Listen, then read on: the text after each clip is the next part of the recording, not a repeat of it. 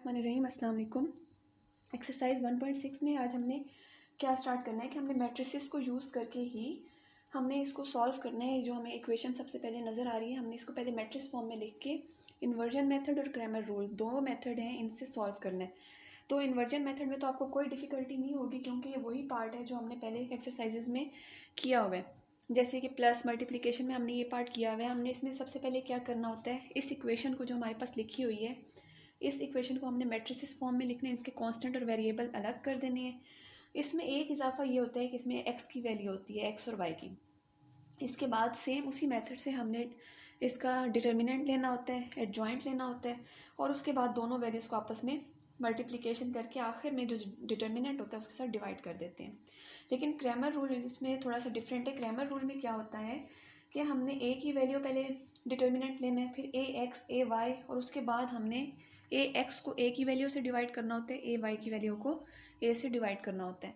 तो बहुत ही ईजी है ये। आप इसके तकरीबन 8 पार्ट्स हैं और ये तमाम के तमाम सेम ही हैं, इसलिए आप बहुत ही गौर से और समझ के इस पार्ट को करें ताकि आपको नेक्स्ट पार्ट जो है खुद से आप लोग सॉल्व कर सकें।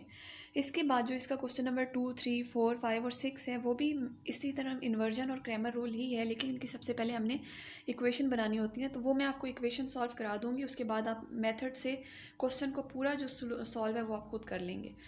तो इसको स्टार्ट करते हैं। पहले इसका कांस्टेंट और वेरिएबल अलग कर लेते हैं।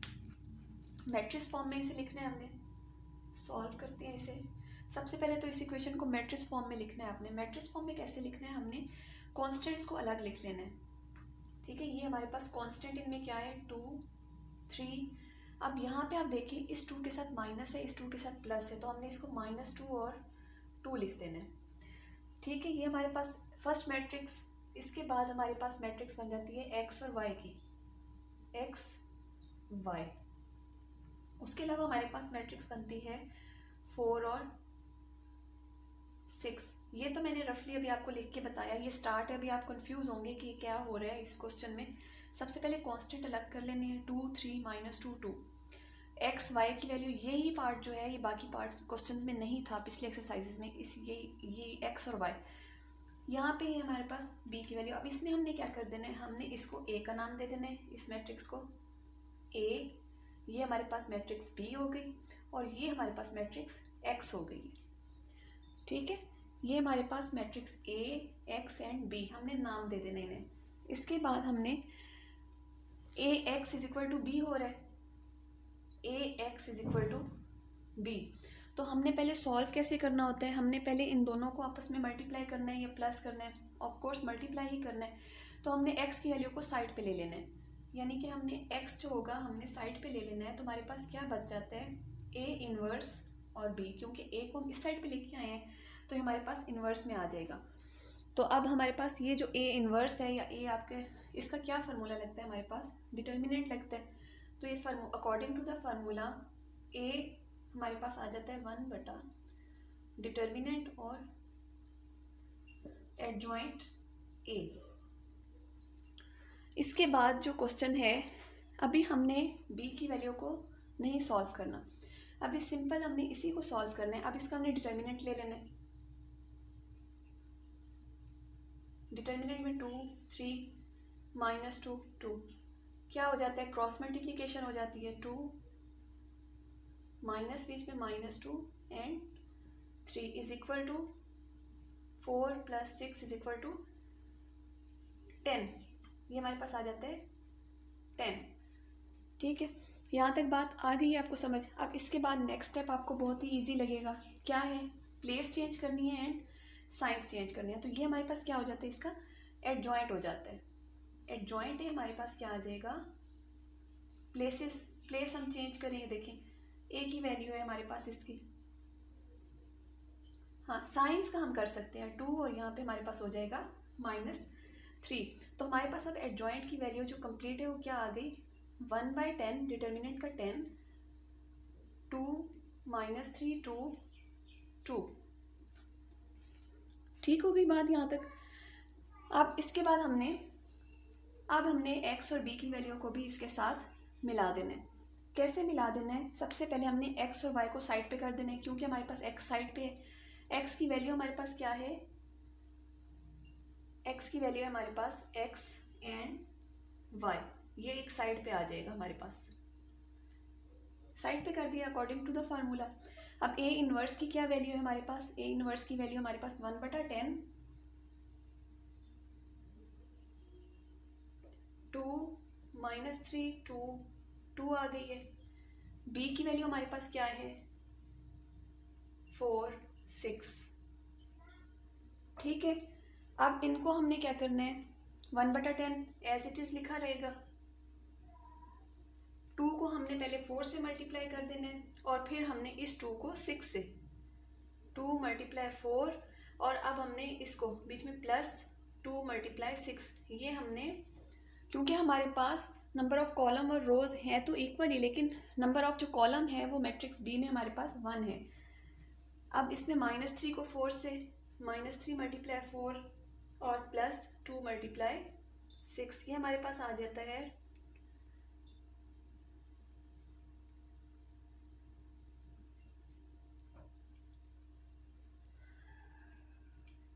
1/10 8 + 12 20 और ये क्या आ जाएगा हमारे पास 0। अब नेक्स्ट स्टेप हमने वही करना है, 20 को 10 से डिवाइड कर देना, मल्टीप्लाई करेंगे तो डिवीजन फॉर्म में आ जाएगा और 0/10, तो ये हमारे पास क्या इसका आ जाता है सोल्यूशन हमारे पास। इसका उन्होंने क्या कहा है कि आपने इसको लीनियर इक्वेशन में लेके आना है, तो हमारे पास एक तो आ गया 2 0, क्यों 0 cancel with 0 and 0 10s are 0, ये तो हमारे पास आ गया इन्वर्जन मेथड। आई होप आपको बहुत ही इजीली समझ आ गया होगा क्योंकि मैंने बड़ी डिटेल में समझाया है। अब हमने इसका इसी क्वेश्चन का इसी पार्ट का हमने इक्वेशन का क्रैमर रूल सॉल्व करना है, तो आप इसका स्क्रीनशॉट ले लें, या आपको अच्छी तरह से समझ आ गई है तो इसके बाद हम क्रैमर रूल स्टार्ट करेंगे। ये क्रैमर रूल अब स्टार्ट करना है उसी इक्वेशन के साथ, उसी क्वेश्चन के साथ, उसी मेथड। अब मेथड थोड़ा सा चेंज है, ये ए की वैल्यू, एक्स की वैल्यू और बी की वैल्यू, इसमें हमने ए की वैल्यू को और बी की वैल्यू को हमने यहाँ इकट्ठा लिख देना है, ठीक है। अब इन्हीं दो से हमने ए एक्स और ए वाई की इक्वेशन बनानी है। इसका आपने जैसे कि इसके पीछे आपने एक्सरसाइज के स्टार्ट होने से पहले क्रैमर रूल का पूरा उन्होंने डेफिनेशन बताई हुई है कि इसकी इक्वेशन होती है linear equation A X plus B Y is equal to M और C X plus D Y, उन्होंने मेंशन की है। लेकिन इसके साथ मैं आपको और भी इजी वे में आपको बताती हूँ। आपने सबसे पहले ए की वैल्यू लिख लेनी है, ये ए की वैल्यू है ना, तो आपने ए को इधर लिख लेना है, ए की 2 3 -2 2, ठीक होगी बात। अब इसके साथ आपने ए को एक्स के साथ लिखना है। अब आपने ए और एक्स की वैल्यू बनानी है, ए एक्स की वैल्यू कैसे आएगी आप देखें, इसी इक्वेशन को आप 1 2 और 3 का नाम दे दें। सपोज ये हमारे पास 1 2 और 3, ये 3 कॉलम्स है ना हमारे पास, 1 2 3, आपने कॉलम 1 और 2 यहाँ पे लिख दिया, 2 3 और -2 2, ये कॉलम लिख लिया है ना। अब ए एक्स में आपने 3 और 2 को बैक में आना है, बैकवर्ड, 4 6 -2 2, अब यहाँ पे हमने लिखना है। ए एक्स की वैल्यू हमारे पास आ गई 4, ये दोनों पहले लिख लिए हैं। अब हमने इसी से आगे जाना है, इसके आगे हमारे पास वैल्यू है 4 6 और इसी में बैक पे हम आते हैं तो हमारे पास आ जाती है -2 2, ठीक है। इसी तरह अब हमने ए वाई की वैल्यू निकालनी है, ए वाई। अब ए वाई हमारे पास कहाँ, सबसे पहले ए की वैल्यू 2 3 -2 2 लिखी है, उसके बाद ए एक्स की हमने 4 6 और -2 2 पे आए ना, इसी तरह हमने बैक पे ही जाना है। अब हमारे पास 2 3 और 4 6 आ जाता है, 2 3 4 6, यानी कि 1 2 3, उसके बाद हमने 3 2 1 3, ये स्टेप आपने यूज़ करने हैं। 1 2 3, पहले 1 2 यूज़ हो गई है, यहाँ पे हमने क्या लिखी वैल्यू 3 और 2 की, 3 और 2, उसके बाद 1 और 3 की वैल्यू, 1 और 3 की वैल्यू हमने लिख देनी है। अब इसी तरह हमने इन्हीं के डिटर्मिनेंट भी ले लेनी है सामने, इन्हीं के सामने हम अगर इसके डिटर्मिनेंट लेते हैं, ए का डिटर्मिनेंट हम लेते हैं 2 3 -2 2, तो ये हमारे पास इसका डिटर्मिनेंट क्या आ जाएगा 2 2 -2 3, ये हमारे पास आ जाता है 2 2 4 -+, ये हमारे पास आ जाता है 10।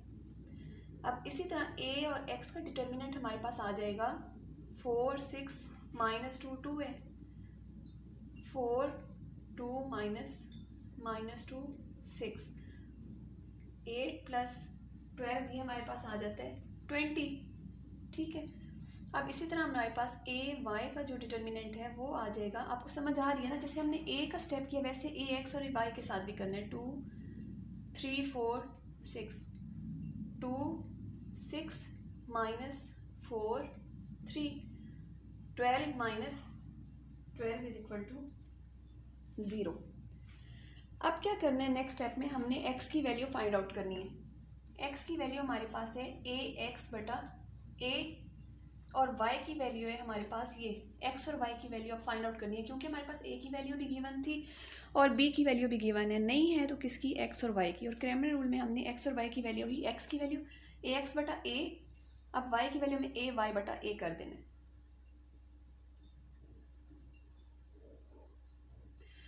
अब x = a, x की वैल्यू हमारे पास क्या आई है 20 और 10, a की वैल्यू हमारे पास है 10, तो ये आ जाता है हमारे पास x की वैल्यू क्या आ गई है हमारे पास 2 और y की वैल्यू ay हमारे पास 0 है और वो 10 है, तो ये हमारे पास क्या आ गया 0। सेम इन्वर्जन मेथड में हुआ था, x की वैल्यू हमारे पास 2 थी और y की वैल्यू हमारे पास 0 थी, और सेम ही हमारे पास क्रैमर रूल में x की वैल्यू 2 एंड y की वैल्यू 0 आ गई है। तो यही सारा प्रोसेस है क्रैमर रूल और इन्वर्जन मेथड का। आप इसका भी स्क्रीनशॉट ले लें ताकि आपको काम करने में आसानी हो जाए।